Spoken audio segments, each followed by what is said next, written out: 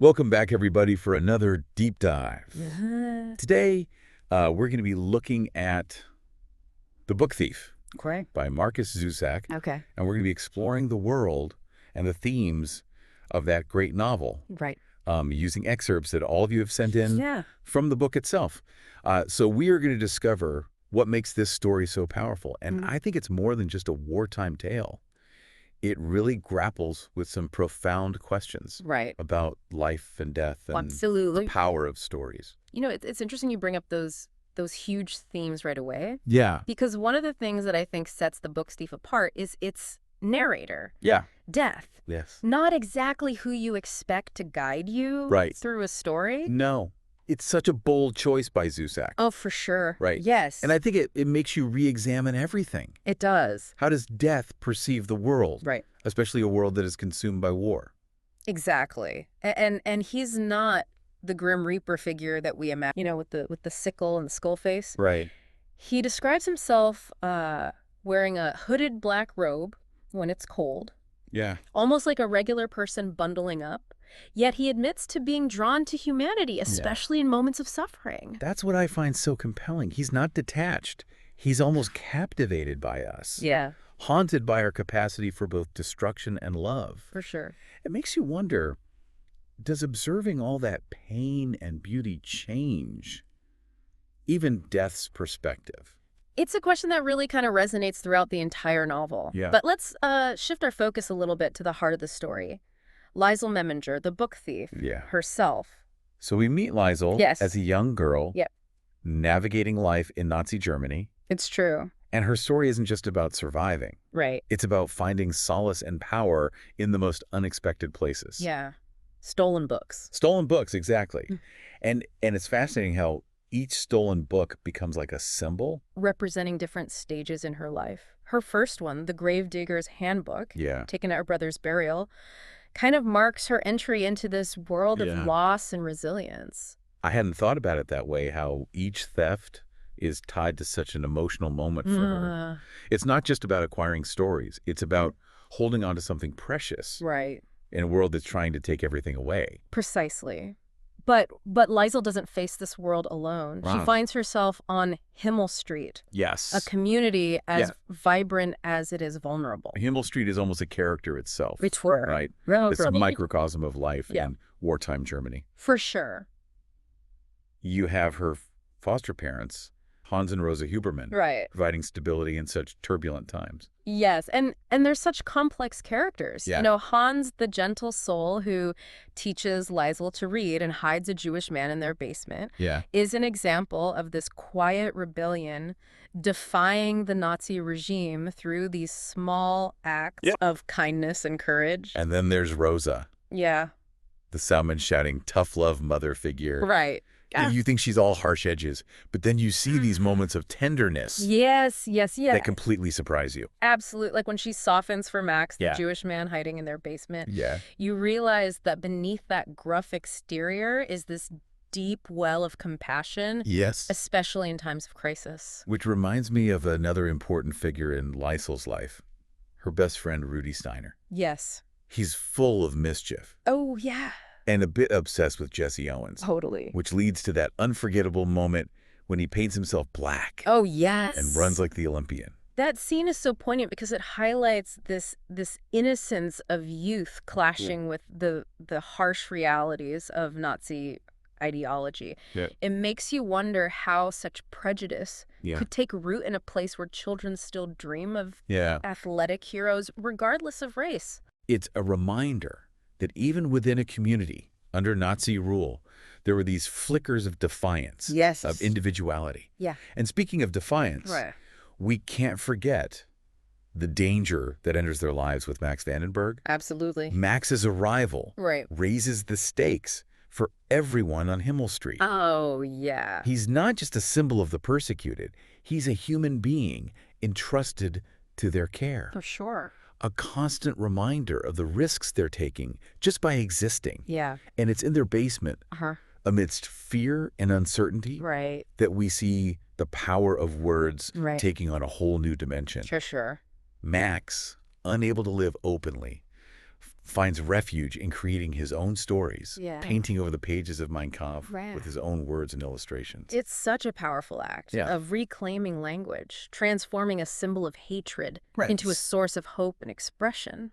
And this resonates with Liesel's own journey as a reader, doesn't it? She goes from struggling to understand the alphabet to finding comfort and control in the written word. It's like both she and Max are discovering how stories can offer an escape, a connection to something larger than themselves, even in the most desperate of circumstances. Right. Yeah, it really is remarkable how The Book Thief just shows that power of words to sustain us, even when faced with unimaginable horror, you know? It's not just about escapism, it's about finding meaning and connection. And it's not even limited to Liesel and Max. You know, think about Hans painting over Mein Kampf. It's like a quiet rebellion, a refusal to let hatred dictate their lives. He's literally erasing those hateful words and replacing them with beauty, with imagination. Yeah, that act is so symbolic of the choices people made during that time. Even in the smallest gestures, they were fighting back. They were clinging to their humanity. And it's those small acts of kindness that weave this thread of hope throughout the story. Like Rosa, despite her rough exterior, taking care of both Liesel and Max, putting their needs before her own safety. It's true. Her character is a reminder that compassion can exist in the most unexpected places. That strength and tenderness aren't mutually exclusive. And we see that duality in Liesel's relationship with Ilse Hermann, the mayor's wife. On one hand, Liesel sees her as representing like the privileged class, seemingly oblivious to the suffering around them. But then their shared love of books creates this unique bond between them. It is a complex relationship layered with resentment and understanding. They both find solace in words, but their experiences with loss and power are vastly different. And it's through Ilse that Liesel's book thievery takes on this new dimension. It's no longer just about survival. It's a conscious act of defiance. She's challenging authority, reclaiming stories that would otherwise be kept from her. It's almost as if she's stealing back a piece of her own voice. A voice that the Nazi regime seeks to silence. And it's not just about taking. It's about sharing. She reads aloud in the bomb shelter, calming her terrified neighbors. She tries to comfort a Jewish man being marched to a concentration camp with words of hope, however futile they may seem. These moments show how words can become a bridge between people, even in the face of fear and despair. They offer a glimmer of humanity in a world consumed by darkness. Speaking of darkness, the bombing of Himmel Street is such a pivotal moment in the story. Oh, absolutely. It just shatters Liesel's world, taking away everything she holds dear. The devastation is profound. It underscores that constant threat of violence that hung over everyone's lives. Yet, even amidst the rubble, there's this flicker of resilience. It's remarkable how Zusak portrays that resilience. Liesel survives because she's in the basement, immersed in words, writing her own story. It's almost as if the act of storytelling itself shields her from the physical and emotional destruction happening above. It speaks to the profound power of narratives. They can provide solace, purpose, even a sense of control in a world where everything feels chaotic and unpredictable. And amidst all this loss and recovery, death is there watching, narrating.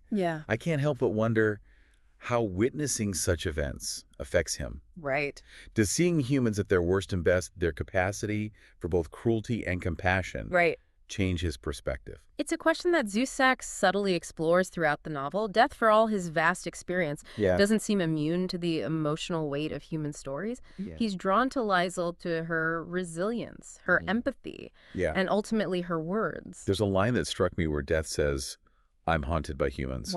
It suggests that despite witnessing countless deaths, he's still captivated by our capacity for love, our stubborn will to survive, to find meaning in a world that can feel so arbitrary. It's that haunting that makes him such a compelling narrator.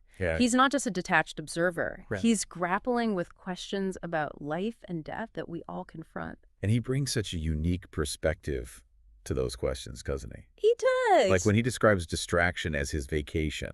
Finding moments of levity amidst the tragedy he witnesses. Or when he describes the sky after a bombing raid as yellow like burning newspaper, Right. expressing a frustration that even death can't escape.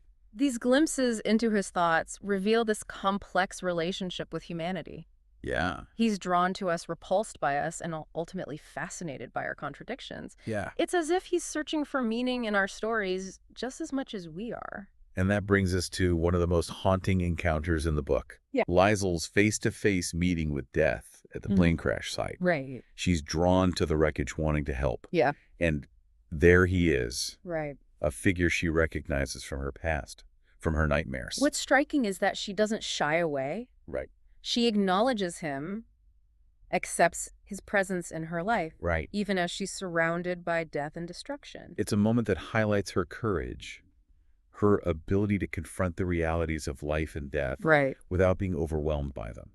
And it foreshadows the losses she'll endure, Yeah. the ways in which death will continue to shape her journey. But it also underscores a theme that runs throughout the book, this enduring power of hope. Yeah. Even in the darkest of times, there's this spark of resilience, a belief in the possibility of a better tomorrow. Absolutely. And for Liesel, that hope is often intertwined with stories with the written word. Absolutely. Words become her anchor, her weapon against despair. Right. Her way of making sense of a world that often feels senseless. And speaking of resilience and hope, we have to talk about Rudy. Yes. His unwavering loyalty to Liesel. Yeah. His defiance of Nazi ideology. Right. Even his childish obsession with Jesse Owens. Right. All point to this spirit that refuses to be broken. He's a reminder that even in the face of overwhelming darkness, there are individuals who choose kindness, who stand up for what they believe in, even if it means risking everything. And it's Rudy's fate that really, underscores the tragic reality of the times. Yeah. His death, trying to save a Jewish man, is both heroic and heartbreaking. Absolutely. It's like the stark reminder of innocence lost in a world consumed by hate. Yeah, and Rudy's death kind of foreshadows the larger tragedy that befalls Himmel Street. Yes. The bombing, the loss of Liesel's foster parents, her friends. Her community. It's the culmination of all the tension and dread that Zusak is so carefully woven throughout the story. So careful. And yet, Liesel survives. Right. It's almost a miracle, isn't it? It is. She's spared because she's in the basement, engrossed in words, writing her own story. Right. It's as if the very act of storytelling shields her from the physical and emotional destruction happening above. It's a powerful testament to the enduring power of stories. Yes. Their ability to transport us, protect us, give us a sense of agency, Right. even in the most chaotic of times. Yes. Liesel finds solace and strength in the written word. Yeah. Just as Max did in their basement sanctuary. And it's her words, her story that death ultimately finds most captivating. Right. He keeps her book, The Book Thief, rereading it, almost marveling at her resilience. Yes. Her capacity for empathy. Her empathy. In a world that could have easily hardened her heart. It's interesting, isn't it? Yeah. Death, who has witnessed the entirety of human history, finds himself drawn to this one young girl's story of survival and the power of words to heal and transform. Right. It makes you wonder what truly resonates with him. Yeah. What stays with him long after individuals are gone. It reinforces that idea that death isn't simply a force of destruction. Right. He's a witness. Yeah. An observer who seems to be searching for something in our stories. Right. Something that even he, with all his vast experience, can't fully grasp. Exactly. And I think that's what makes The Book Thief so profound. Yeah. It prompts us to ask those big questions about life and death. Right. About the meaning we find in stories and the impact we leave on the world. So as we reach the end of our deep dive, what do you think are the key takeaways for our listener? What should they be pondering as they close the book and reflect on this journey? I think The Book Thief reminds us that even in the darkest of times, the human spirit can endure. Yeah. It highlights the power of words to connect us, to comfort us, to offer hope and resilience in the face of unimaginable loss. Yeah. And perhaps it encourages us to consider the legacy we leave behind. Right. The stories that will continue to resonate long after we're gone. Yes. What will your story be? That's a powerful thought to leave our listener with. Yeah. Thanks for joining me on this deep dive into The Book Thief. Absolutely. It's a story that stays with you long after you finished reading it. It is. Prompting us to reflect on the power of words. Yes. The resilience of the human spirit and the profound impact we have on each other. Absolutely.